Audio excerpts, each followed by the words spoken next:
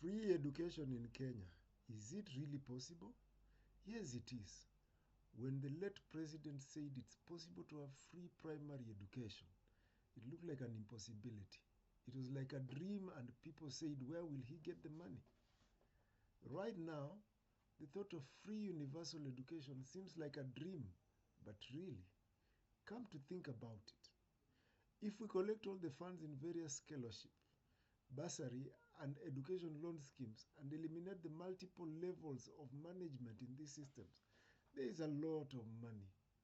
We must do away with these systems that constantly remind our children just how poor they are as they go out seeking for education financing.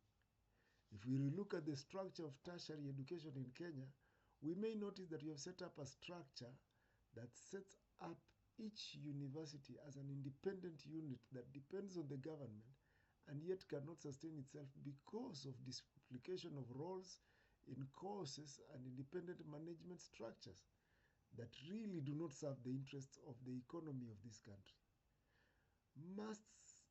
This must be reviewed in terms of courses, curriculum, and examination and assessment structures.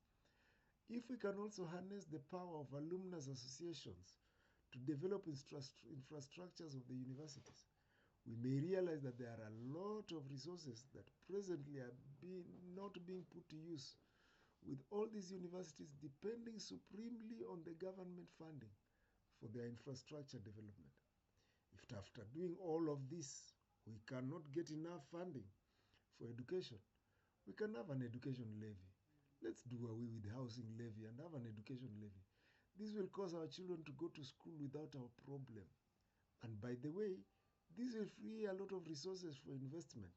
And you can be sure we will collect more and more taxes because all the money that parents were spending on tuition fee will be freed for investment and business, and thus growth of revenue.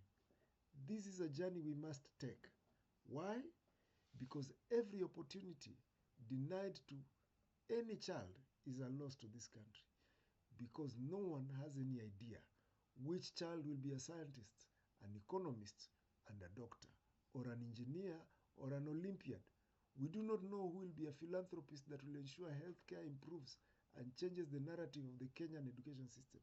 We must ensure that we do not leave even one child behind by ensuring that all our children are able to get the highest level of education without any hindrance by virtue of the financial status of a family, because every child is an asset, not just to the family, but to the country.